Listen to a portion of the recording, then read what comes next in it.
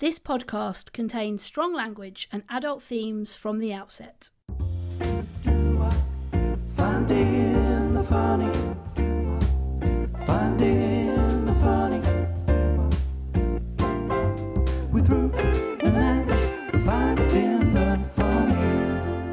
I'm just going to tell my son just to not be playing TV loud. Bonds, you can go out there if you need to watch that. This is a cracking opener this week. Absolutely solid opener. We should call this episode Bonds, Don't Play the TV Loud. What an opener. Yeah. What an opener. Sorry about that. Patty, I'm not very well. What is wrong with you? Can you hear it?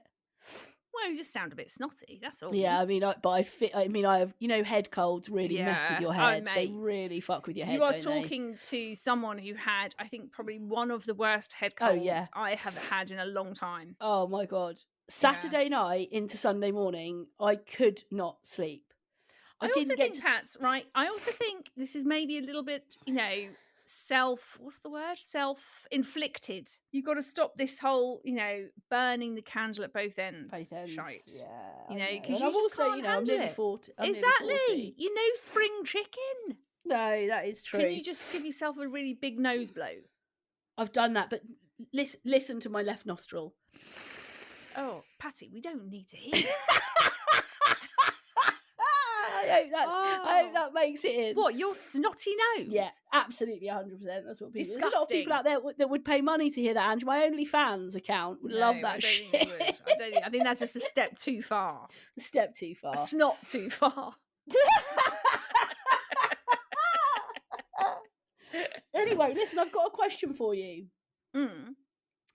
How do you feel about GIFs? They actually get on my nerves quite a lot. Say. GIFs and memes, or people. Some people call them memes. I know. Some people call GIFs GIFs. GIFs. It doesn't start with a J. No. But what is a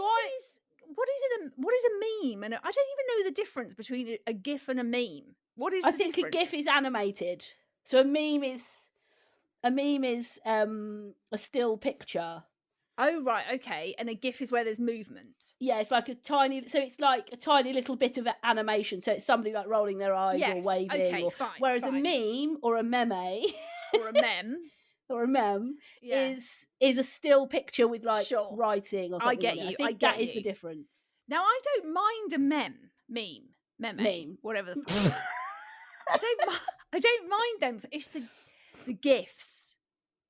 My mate, Big Fat Sue. Yeah. She is obsessed with GIFs. Well, I've got a couple of friends who are obsessed with GIFs. Obsessed with them.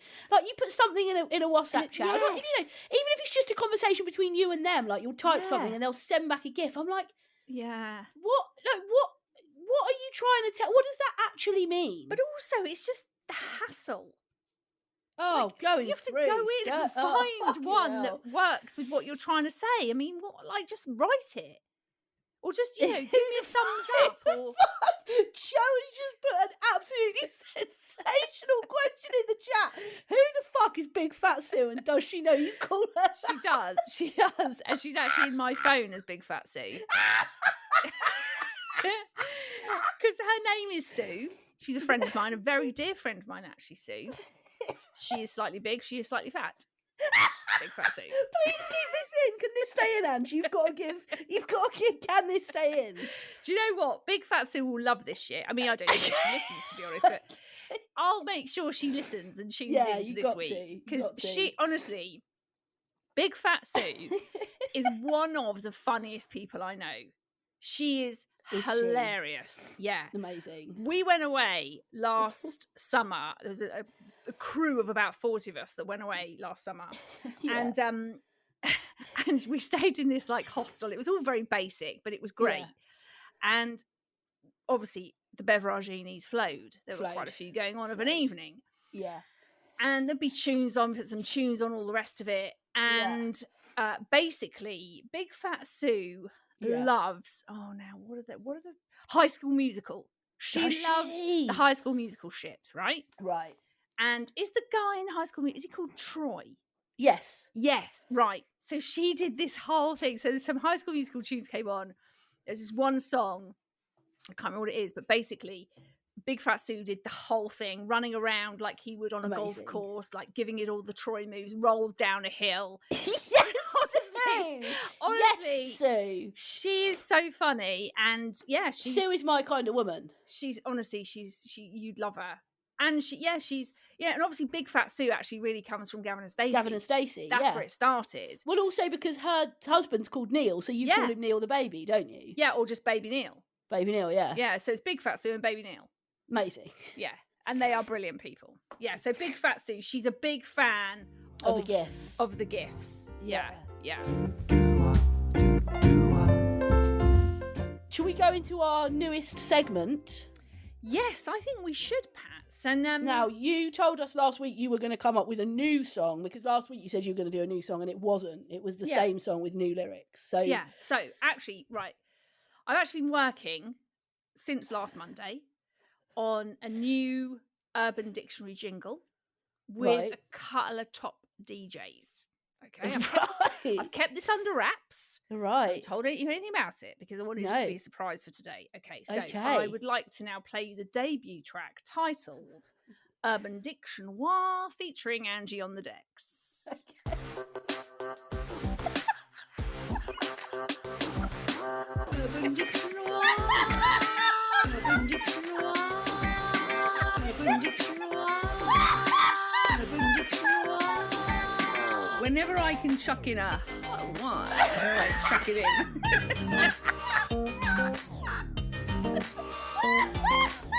Urban Dictionary.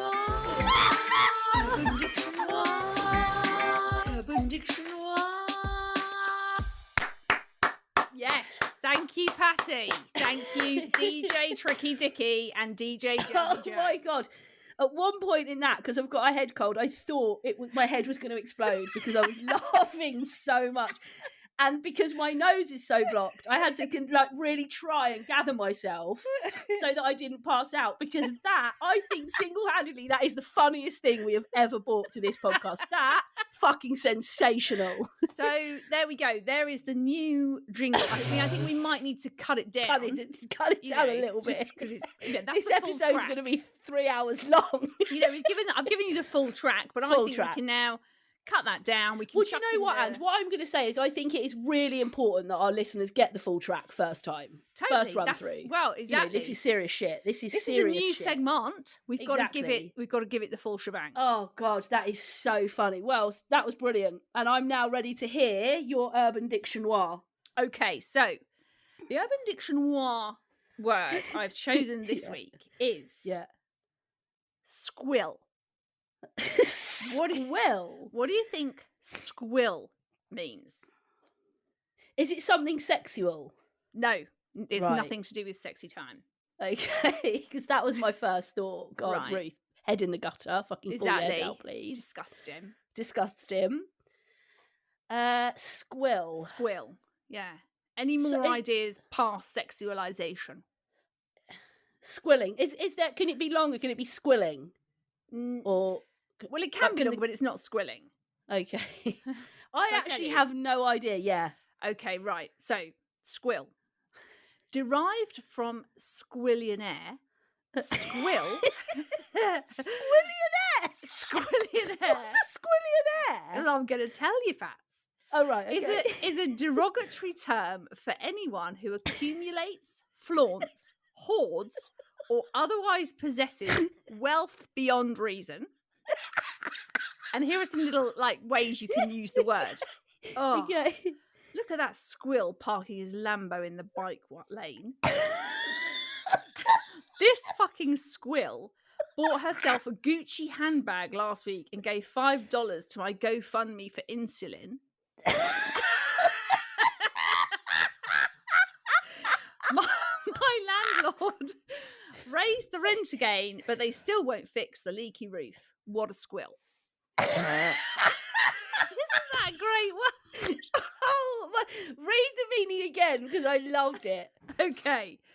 So, squill is a derogatory term for anyone who accumulates, flaunts, hoards, or otherwise possesses wealth beyond reason.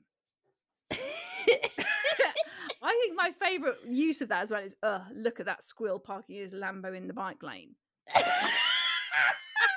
I tell you what, right? The squill is definitely the cough cough avo avo crew. It is. Isn't it?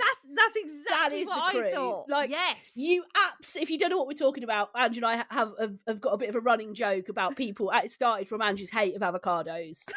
And it started from this, like, yeah, I'm just going to go and I'm going to go in my Land Rover and go to the gym and have a crushed avocado with chili and lime and, God, yeah, and then I might have a cough. And, we've talked on previous episodes about how ridiculous coffee orders has got, Yes. like I want an extra hot, no foam, extra whipped, extra wet. Yeah. But not wet. That's the other thing, like, extra dry, extra wet. Like, it's that kind of vibe. And they are squills, aren't they? Squills. I tell you where squilling or squills would fit a lot. Made in Chelsea. Yeah. Oh God. There. Francis Boulet, who I absolutely love. He's amazing. He's so funny. Oh, I thought that was a woman then. No, he's actually got a podcast as well called Private Parts. Very funny, but. They've inherited, like, not that there's anything wrong with that. There's nothing wrong with gaining inheritance from your family members further up the tree will have worked hard. But it's like, I'm just going to, I'm such a squill. I'm just going to leave my Lambo in the bike lane. I mean, they are that exact Squills. Word. Squills. Yeah. Squills. And I don't know if I've ever really. I have met a few squills actually. Oh God, yeah. We've definitely met a lot of squills. Yeah. Yeah. I mean, we could name them, but we won't because we might get sued. We'll just keep that, in our little minds, those squills. We'll keep that under wraps. Yeah, when you get to that stage where, well, that's the thing, isn't it? Like, you get to a stage, I suppose, with money where you think, fuck it, I can do what I want. Well, if I want to park my Lambo in the bike lane, I'm going to do it. I will. If I want to spend $800 on a Gucci handbag and then only give £5 to somebody's insulin GoFundMe page. Which is an excellent example about the Urban Dictionary, right? Yeah. Because obviously, I had a look through it yesterday trying to pick my word that I wanted, and you go through. Yeah. I mean, there are I've picked out a couple already for the next couple of weeks. Yeah. But it's the whole the description around the word and the examples of using that word in the sentence. God, the examples brilliant. that they give are just so unreal. Like last week's when it was I've hung the towels out. I've also lived on my own. You don't need to micro marriage me. Do you think you'll ever bring any sexual words? Because there's a lot of sexual words, isn't there? There's a couple that I found actually. Is there that you're going to bring? Because I wasn't sure last week how to tee this up. But I think if there's one place that you and I can laugh, it's around sex. I mean, take that as you will. That's a good thing or a bad thing. Ange and I feel very comfortable laughing at sex and ourselves within sex. Yeah, totally. I mean, there's a couple that I found. I obviously won't spoil. Well, give us one more. Give us a sexy one, and then we've done it, haven't we? Okay, so the word is climax.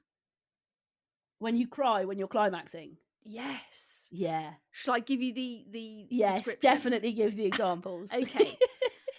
The ultimate show of vulnerability during sex, the act of bursting into tears at the point of orgasm or climax, can be either tears of joy, shame, or immediate regret.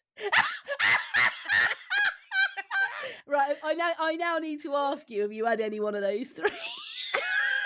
I've had all three, mate.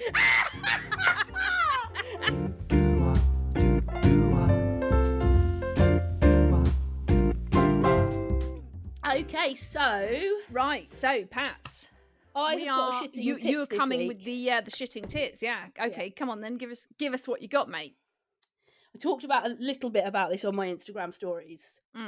Roadworks. Oh God, man, yes. Right. What is with that shit?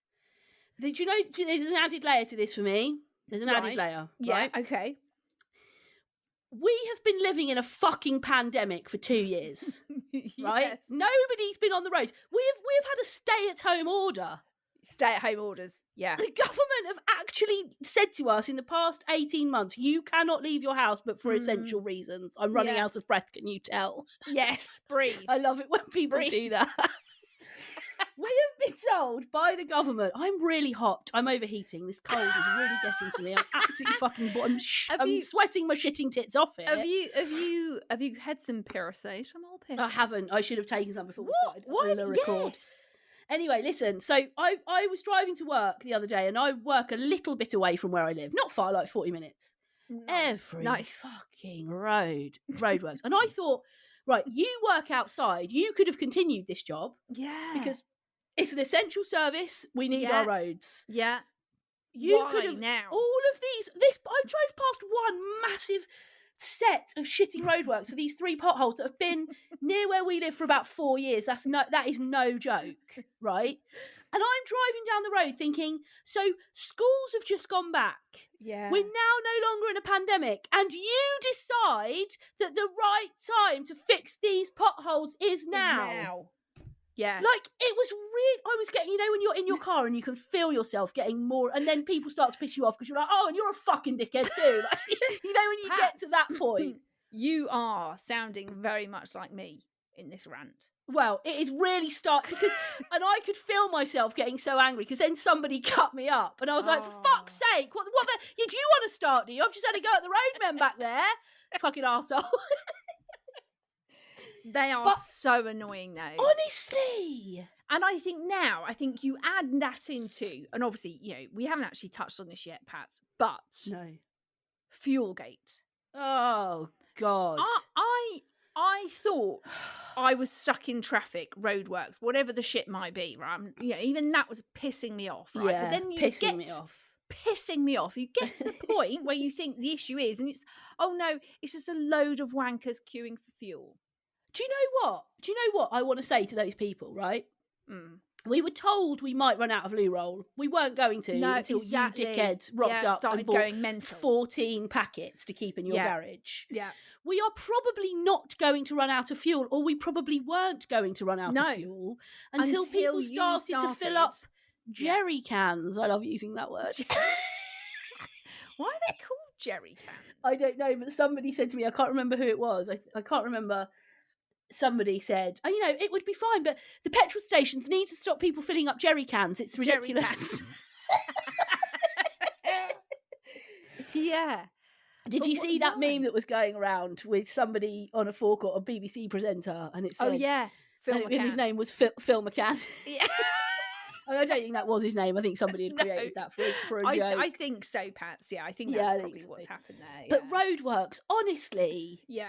They are extremely frustrating, and I'm totally with you, Pats, because, like you say, we had 18 months of nobody going anywhere. Yeah. So why the hell have you not been out doing all this shit then? Why we even had 6 weeks of summer holidays where the schools weren't back, which means the traffic's lighter than anyway. Yeah. Why have you started to do this on the 15th of September? Do you think it's because of like the restrictions around councils and stuff during the pandemic? Do you think that was why like staff were furloughed and all that sort of shit? Do you know what, Ange? I don't give a shit. I do not shiv a git right now about what constraints they had.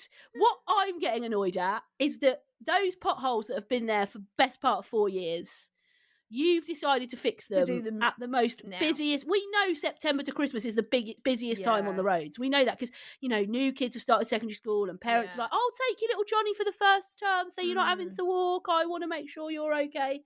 And then after Christmas, parents don't give a shit. They're like, you can walk yourself. I've done it for the first time. You can do the 5 miles on your own now, Johnny. You're on your own now, mate. Joe's just said that Phil McCann was real. What? Yeah. He's actually Phil McCann was real? Yes. So there is actually a real life Phil McCann. And he was at the petrol station. Yeah. Dealing with jerry cans. Phil McCann, jerry can. Oh, the BBC have I'm reading the Guardian article you sent us. The BBC have pulled a blinder there. So it is real. It's Phil real. McCann. Yeah. Yeah. They have pulled an absolute blinder with that. Well done. Yeah. Bravo.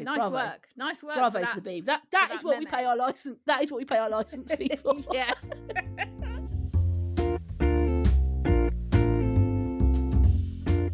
Anyway, we had a dickish behaviour in from Vicky on the gram, and she said, Hindus, why does everyone need to have so many now? Oh, God.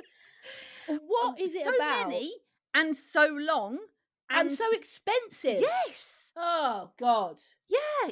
Sandra's getting married in 6 months' time. We're going to do we're actually going to do 3 hen do's. We're going to do one. We're just going to go to this sort of local cottage place down in Devon. We're going to do that for a few nights.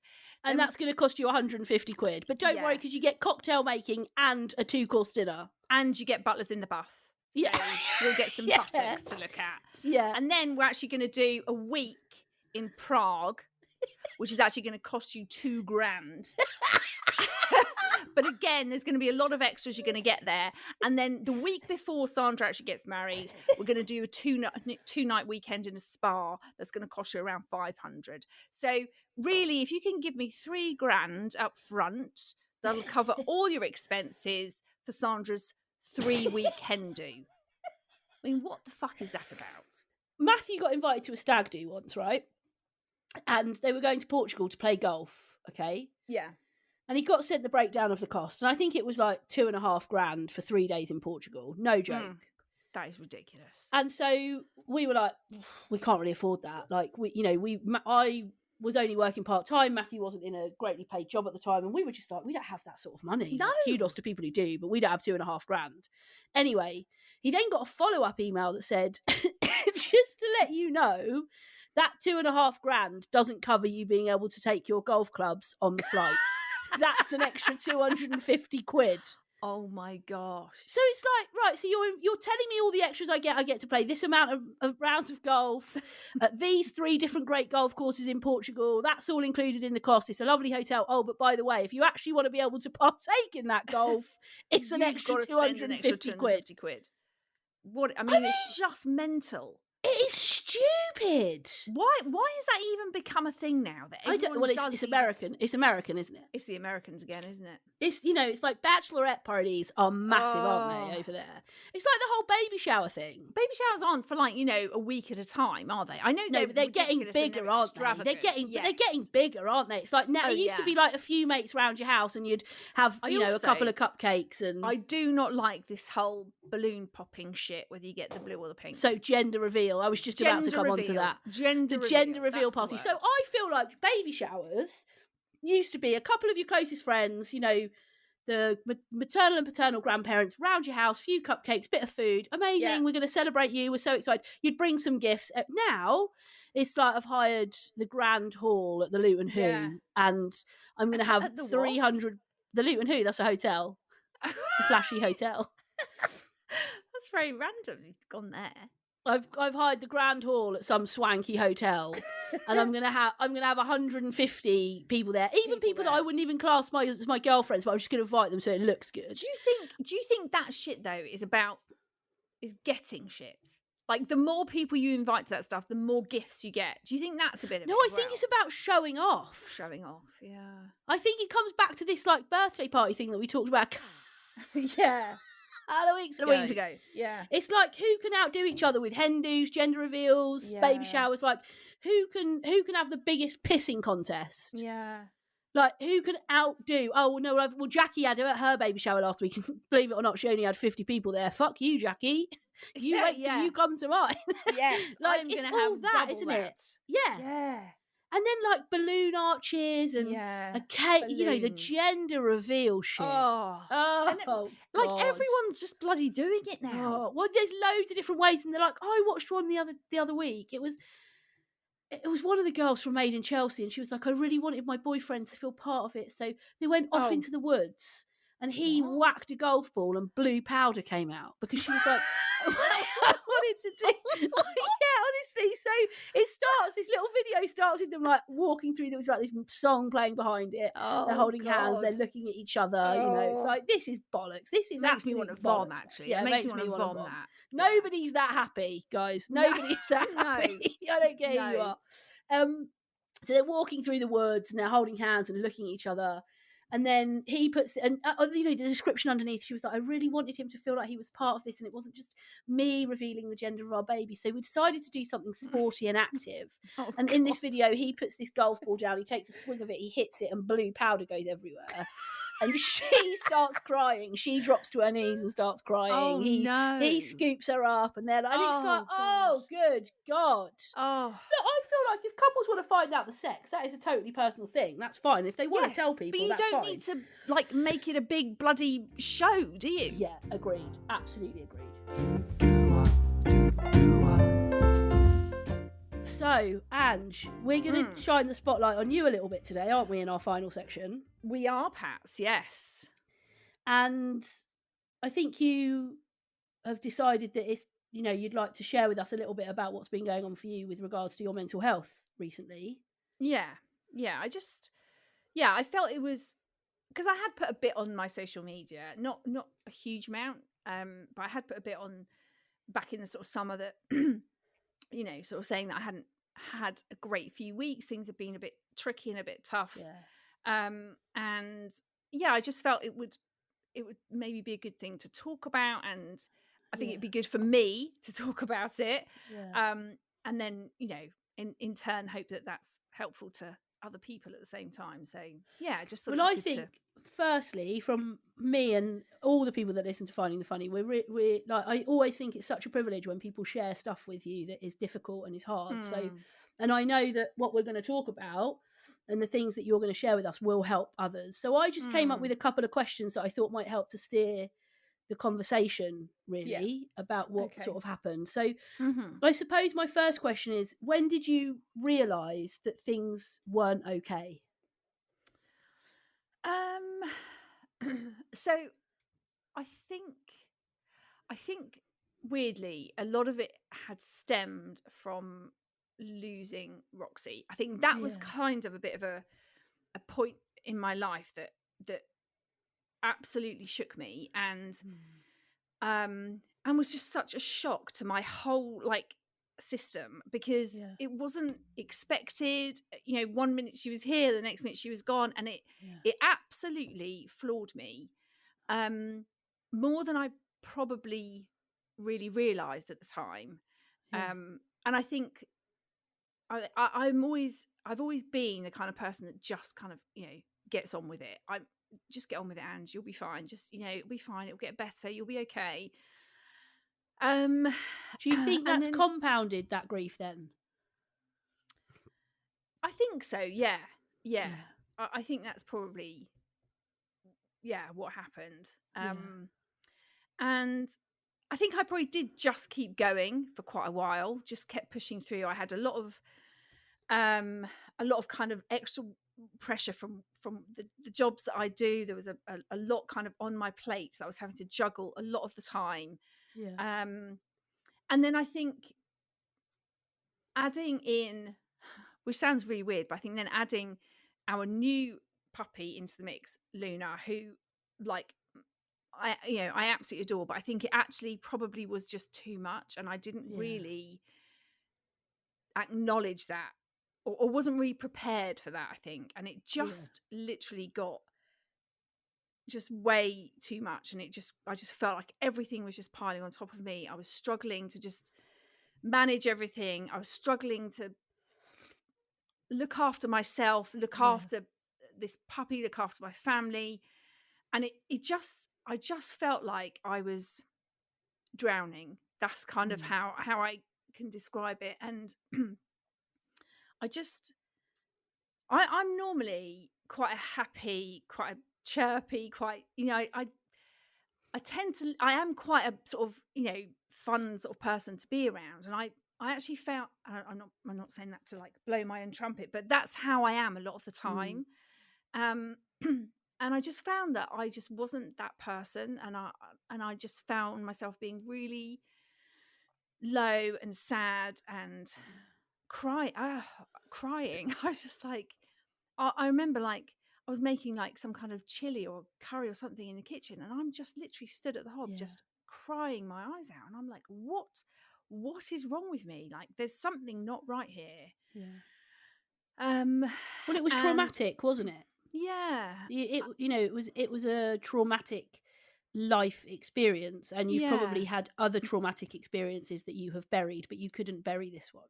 No. And I think I've probably spent so much of my life making sure everyone else is okay, looking after everyone. That's, I'm the oldest of three, siblings, and I think I just kind of found myself. I've always been that person. I've always been in that role where I've just looked after everybody else. That's just how I am. And I think it was beginning to dawn on me that actually I probably didn't really look after myself so well sometimes. I didn't give myself enough sort of space and time. I didn't look after me as much as I should have done. And I think the whole losing Roxy and the way that just kind of compounded me then kind of made me sort of start to think, actually, this isn't right. I'm not feeling right. And I knew that I had to kind of try and sort it out and get some help, because it was getting to the point where actually I was feeling like I was kind of losing control over everything. And that was, I don't think I've ever actually really felt like that before. I found it really, really scary to a certain extent, because I'm normally the person that holds everything together and holds everyone else together, you know, whether that's being a mum, being a sister, being a daughter, being a wife, being a friend. You know, I'm just that. I'm just wired that way. And then all of a sudden I felt like I wasn't actually in control of any of that, and I definitely wasn't in control of myself. But I think what's really interesting is that as human beings, we can't do that forever.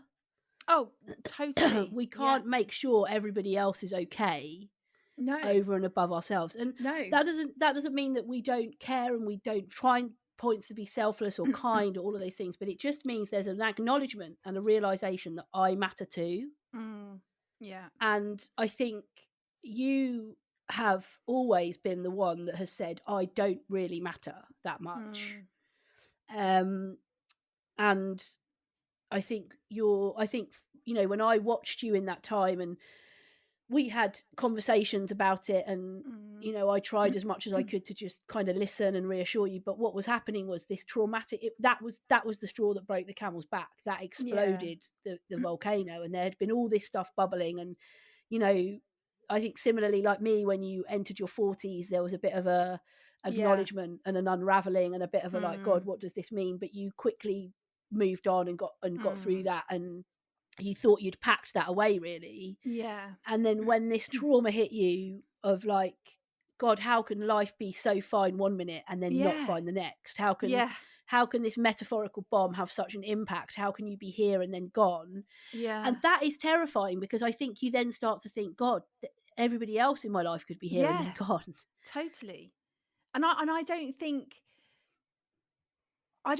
you know, I said it when I spoke about, you know, losing Rox, that I'm very fortunate that, you know, I've got, you know, we've got both of our parents, and you know, I've never really lost. You know, I've lost aunts and uncles who I've been very close to, and you know, I've loved, but it's a very different relationship. And I don't think I'd ever really experienced that sort of like level of grief before. I never had.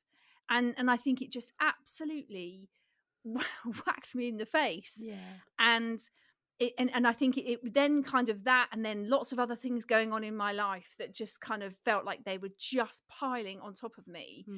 And you know, I think as well, like I knew that I wasn't managing. I knew I wasn't coping, but I kind of didn't really know what to do. Like how do I sort this out? And I remember actually it was you and you know, as quite often, you know, my 15-year-old daughter just coming out with like this wisdom of like a 50-year-old woman,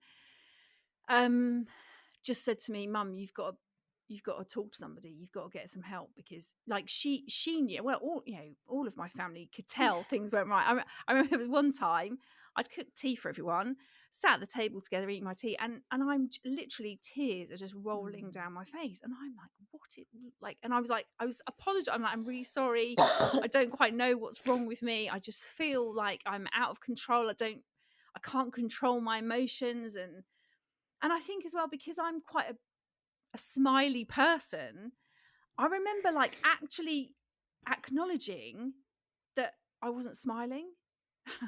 And that was a real shock to me, because that's just not my nature at all. I was like, I'm not smiling. I'm not laughing about stuff. I'm not finding any joy or happiness in anything. That's what I remember, just sort of like figuring out that. Well, you were depressed, weren't you? Yes. Let's own it for what it was. You were and I remember the conversation we had on the way back from Bude in the car, just the two of us. And I remember saying to you, Ange, I think you're depressed. And I think we have this notion that depression has to come after this. I mean, you had a life-changing experience, but, has to come after the death of a parent or the loss of a house or, being made redundant and having no money. Like that whole age-old saying, which I think we're steering away from now, but like, what have you got to be depressed about? Well, actually, depression is just a chemical imbalance in one's brain that you can't get back. So, and I think, that conversation, it like, you were depressed. There is no doubt about it. You were depressed. Definitely. That is definitely how I was feeling. I was depressed. That's how I was feeling. And so what did you do? That was my question. What did you do about it? So I called my doctor. And obviously, as with most practices at the moment, everything is still kind of over the phone. So I called up and I got an appointment, and the doctor called me. It was actually the Thursday before we went away together to Bude, us three, and it was the Thursday morning, and I was so thankful for this doctor that I spoke to. She was absolutely lovely, and literally she said to me, "Hi, Andrea, how can I help you?" And I just burst into tears, and when you're trying to like talk and cry, and I just said to her, I said, I'm feeling the lowest I've ever felt. I don't quite know what's wrong with me, but I know that I need to do something to help me and kind of get myself feeling better. And we had a long conversation, and there was some kind of, I think because I have an underactive thyroid, and sometimes your thyroid can kind of affect things. And as I've spoken about before, I'm on HRT, and sometimes that's just not quite right. So there were a few things we talked about, and it's like, well, we could tweak this, we could tweak that. And then she said to me, and the other alternative, Andrea, is for you to try a low dose of antidepressants. And she said, obviously, that's entirely up to you. And she kind of explained how it would help. And, there's some side effects to that, but they don't last long. And and I think I knew that's what I needed. I kind of knew it wasn't any of the other things. And so I agreed that, I would start taking these antidepressants. And so I got the prescription, and it probably took about 2 weeks for them to really sort of start to make a difference. Like I could start to feel a difference in me. And actually I'll never forget, because it was probably about like, I don't know, 10 days or so later. And I remember just being in the lounge with my daughter, and there was something that happened, or I don't know, that Ian did something funny, or Joel or whatever. And I remember just like laughing, like that real sort of deep belly laugh. And it actually like woke me up. I was like, oh my gosh, I have not laughed like that in a really long time. It was a real kind of wake up moment. I just thought, okay, I think I'm starting to kind of feel better. Me again. And then sort of just, as the weeks have gone on, I've just felt more and more myself. And it's really been a huge thing for me to go through, because I've been close to lots of people that have gone through depression and had kind of those episodes in their life that have been, but I've never really experienced that. And I think for the first time, I've really acknowledged how awful that can be, and how I am so grateful for the people I have in my life that were able to cut, because sometimes something's not right, but you don't really acknowledge it, or you don't want to acknowledge it. And it's not until the people you're with that go, Angie, you're right. Is everything okay? You don't see yourself. And so I'm so grateful for the people in my life that were aware of maybe the shift in me. And actually I spoke to a really good friend of mine a few weeks ago. About 2 weeks ago. But she said to me, the last time I saw you, Anne, she said, I thought, Ange doesn't seem herself. And she said, I didn't say anything to you at the time, because maybe you just weren't having a great day or whatever. But she said, now I know what was going on. She said, I knew something wasn't right. I knew you weren't yourself. So but I'm just... Go on, I think that you've talked about the people that you've got around you in your life, and we similarly, as one of those people, we're so grateful for you. And I think I'm so proud of you. I'm so proud of you standing up to this stuff. It's really hard. It's really, really hard when our mental health is low. It's really hard to dig into the depths of us. It's really hard. It takes hard work. It takes huge guts. I put a post up on Instagram about brokenness and weakness being completely different things. When we feel broken, there's a hope that we can be rebuilt. And it's not weak to acknowledge any of this stuff. It's not weakness. It's absolutely not. But you have taken the bull by the horns with this, and you have said, I'm not going to let this finish me. That takes huge guts. And then to come into a space like this where we get an all right amount of people listening, it's not world changing, but we get and to say, actually, I want somebody who's got their headphones in right now to feel perhaps less alone with what they're walking. That also takes guts, and you should be so proud of yourself in a really non-patronizing way. I know, Pats. Yeah, you should be so proud of how you have. Yeah, it's actually made me cry a little bit. Me too. But yeah, I'm feeling so much better. I'm feeling more me. I think the thing that I now know I need to do. And again, I know we've spoken lots about this, Pats.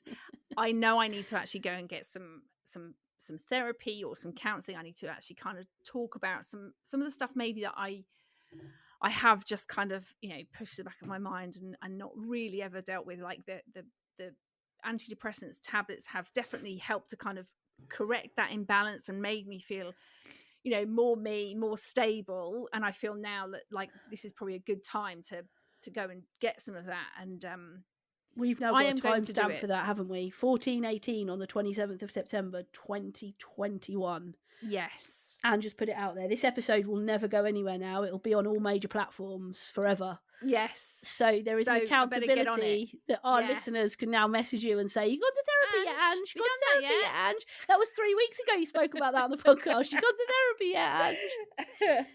I know, and that is true. I do need to do it, and I will do it, because I know that the kind of the two now, the sort of medication to sort of correct my brain. And I know I need to sort of do that. And sometimes, you can't go into therapy until that chemical imbalance has been fully sorted. You can't make, depression is called the black fog. That's what Stephen Fry calls it. And you understand why. It's like this heaviness that comes over you that you can't see. It's like that thick, horrible, dark fog that nobody likes driving in because it feels so terrifying. And you can't see what's coming around the corner, and you're just constantly feeling your way through.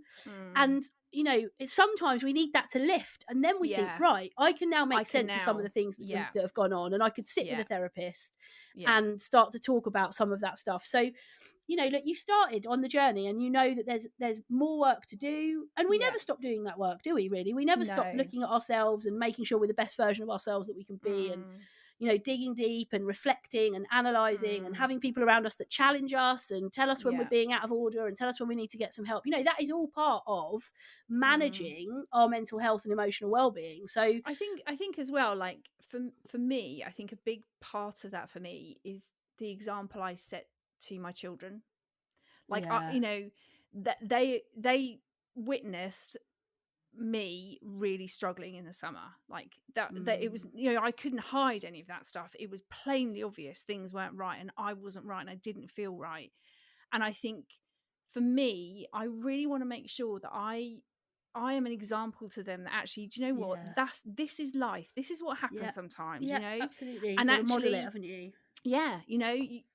I spoke to someone, I got some help, and actually now I need to kind of do that next part of phase, sort of just kind of managing myself and understanding myself and talking about some of the things that maybe I don't talk about. And I think I just want that to be an example to them that actually when these things happen, there are ways of manage it of managing it and making yourself feel better, and it's nothing you should ever be ashamed of, and nothing that you should never feel like you can't talk to people about and get the help you need. So that as well is important to me.